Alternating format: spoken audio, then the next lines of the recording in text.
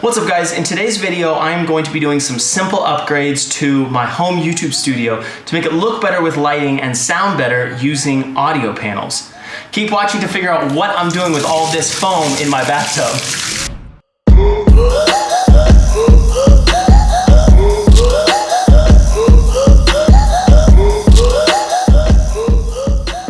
If you're creating content at home, you know the struggle of getting your lighting just right, maybe with windows, sound with other people in the house. And so I'm going through that very process today. I have 4 children. There are windows in this room that I have had problems with reflecting on my videos in the past. And so I'm gonna be going ahead today and doing a couple of things that I believe will really help make my room look better and this home YouTube studio look a lot better. Now, this is primarily for YouTube, but I know it'll spill over into providing a quality set for other pieces of content I'm creating for Instagram and Facebook as well. So let me know in the description any changes that you've done to your room, any setup. I'd love to check out your setup, especially if you've chronicled it on YouTube. And I'll have to check this out because I'm definitely going along this journey with you all. So let's get to it.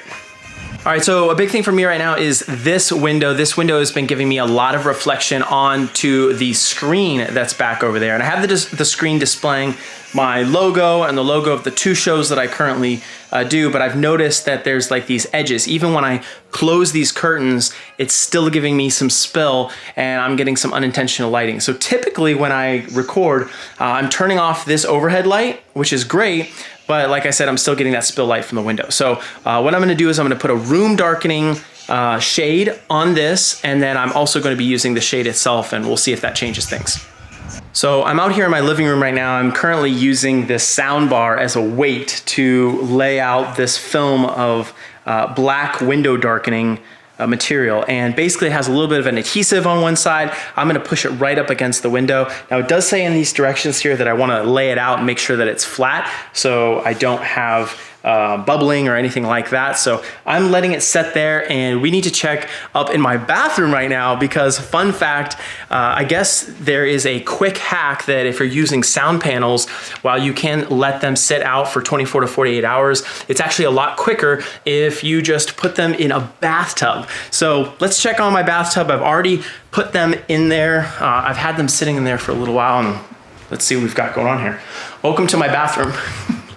All right, so here we got all these things. I have 2 different types, and you can see already they're like dripping. But I just took them out maybe 5-10 minutes ago, and they are already fully, yep, they're fully expanded. So that's huge. I'm gonna let them sit in there for a little bit more. I'm trying to put as much water as I could in there. And then the instructions are that I'm supposed to take them out, wring them out, and stick them in a dryer on low heat for about 10-15 minutes, something like that. So I've never done this way before. I'll let you know how it goes. We'll do it together. Okay, so what I'm doing now, I have all of this film. It has kind of a glossy sheen on one side of it, and then it's more of a matte color on the other side. They want this side, which has an adhesive on it, to go onto the window. It also recommends using a spray bottle here, so I have a little water spray bottle, and I am gonna need to use this pair of scissors because this window is a little bit wider and a little bit shorter, so I'm gonna have to cut to size, make sure I am doing everything correctly. All right, tape measure will be super important, and I'm gonna measure now. I thought about not measuring, but then I realized that I'm gonna have the same problem if there's a little bit of cracks, little cracks like in the window. So I'm gonna measure to make sure that my fit is just perfect.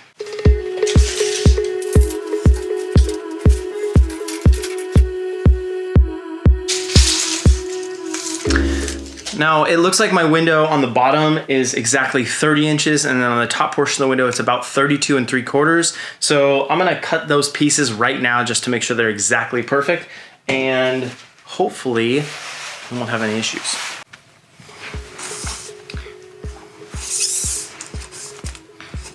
"30 inches is right here.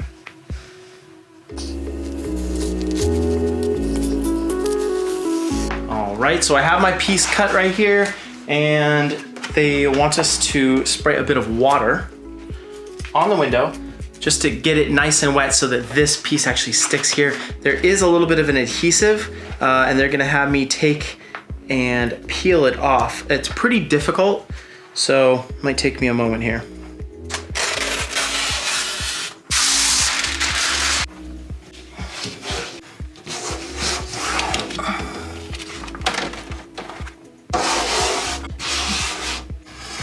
All right, so I just wrapped up putting all of the material that I got on the window. The only problem is the the spool left about, I don't know, 8 inches or so of window. So I'm gonna have to go buy some more of this stuff. I don't have any right now. I'm not gonna be able to show you the rest of entirely covering it, but you get the point. Go ahead, get some of this window darkening stuff. I will leave a link to it in the description below. It's great. It literally can be reusable. It doesn't gum up or stick to the window at all. So I'm really happy with it. I just need more of it. All right, guys, let's go check on the sound panels and see how they're doing. We'll wring them out, we'll throw them in the dryer, and then we'll get to putting them on the wall. I'm probably gonna move some of these pictures and some of these different things. There's one with me and Gary V. That was a fun event.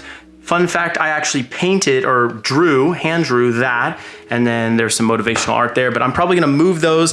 And then the other thing that I'm gonna do is I'm going to use some of this wall space where the TV is, around the TV down here, as well as up here and around, as well as some space on this wall to make some cool patterns with the acoustic panels. I'm hoping that this actually is able to dampen the sound in here a little bit, just so that the mic is really only picking up my voice and there's no echo or anything like that in the room. That's one of the reasons that you would use sound paneling, is to make sure that the sound waves aren't bouncing off of surfaces.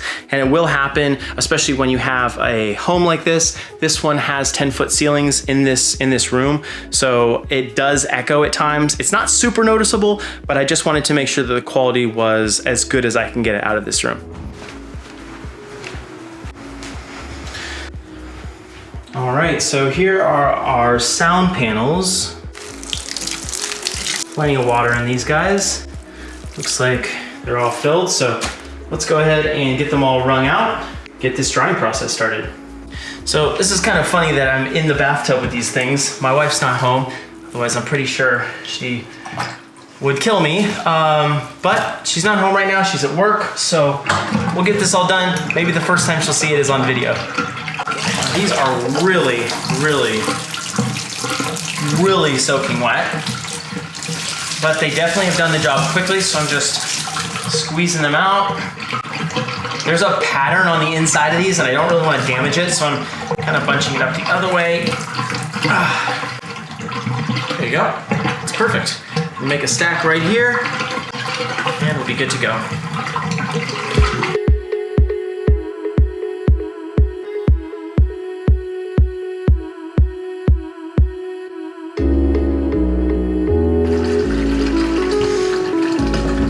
On the bright side of all this, I guess now we know that they're clean.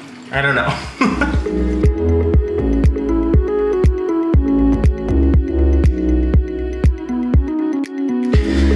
Fun fact, when I got these, it actually was maybe the whole entire pack of both of these, and there are 12 of these cubes in each one.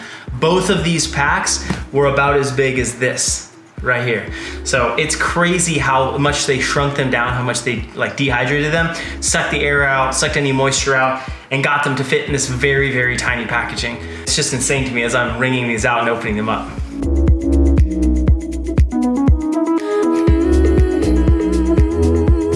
All right, last 2 panels. And it's time to go. All right, guys, I'm gonna go ahead and throw all of these into the dryer on low heat for about 15 to 20 minutes is what the instructions said. I've never done this before, so we'll see how it goes.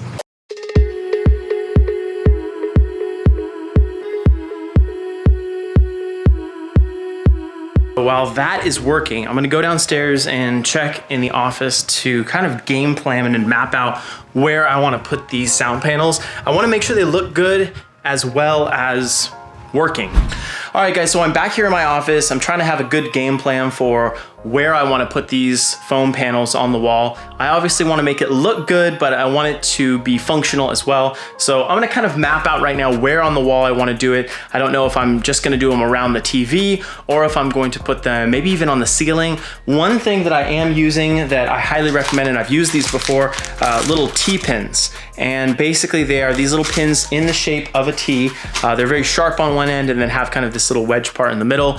They are great because you can use them. They're they're pretty slender, they won't damage the wall too much, and when you take them out later, it's a lot better than using an adhesive spray or little sticky tacks. I've actually had a lot of really bad luck with the sticky adhesive spray as well as the little sticky pads. It will rip off paint, it will absolutely destroy your wall, and so I don't really recommend them as much as the T-pins. Of course, it depends on what type of surface you're adhering the sound panels to, and I've done this for a couple of different places, so it's kind of tricky.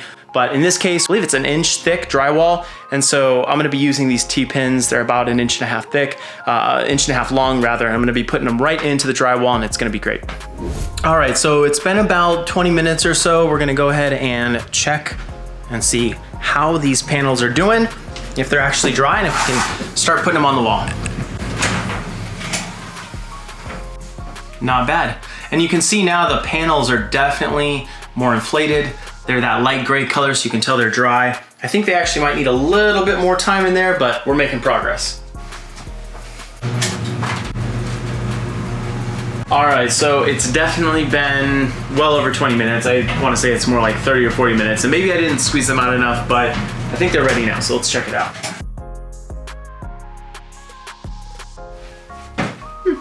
Pretty good. All right, let's take them downstairs. All right, guys, it's now time to put these things on the wall before they all fall out.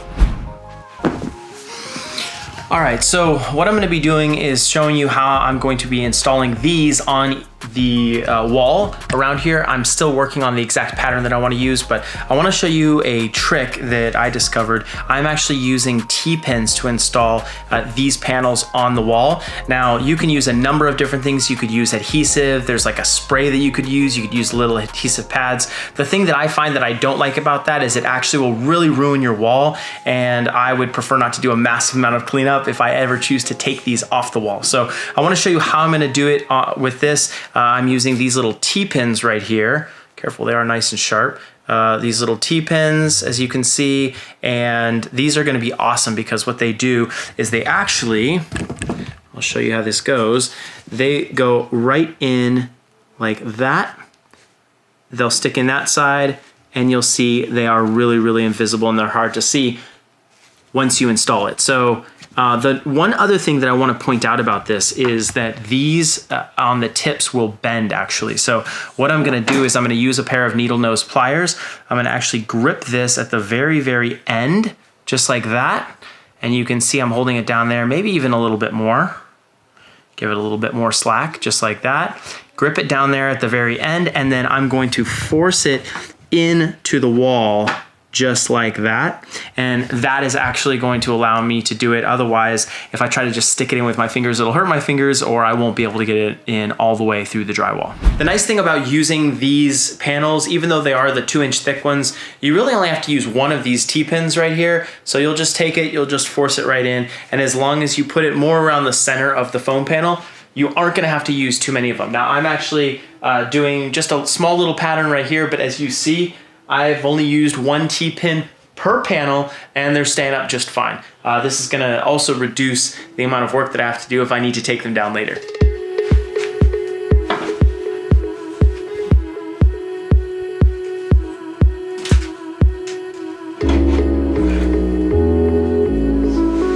All right, and there you go, just like that. So I'm gonna go ahead and I'm gonna do this for a number of different patterns around the room. I think overall it's going to create a lot better acoustics in this room, and it's gonna make sure that there's less reverberation, and overall it's just gonna be something as soon as I get it done that I won't have to think about. I'll know that every time I'm shooting in here, I'm gonna get great quality audio, and just consistently that's gonna be important as I'm reviewing microphones and all sorts of other things. So while you're at that, go ahead, check out this other video that I'm posting here about the review of a microphone. I have a bunch of different microphones I review, but I'm excited to show you these different ones. I have the Rode NT USB Mini, one of my favorites that I use for Zoom calls, and I think you're really gonna like it. All right, guys, that's it for now. Thanks so much for watching this tutorial. We'll see you in the next video.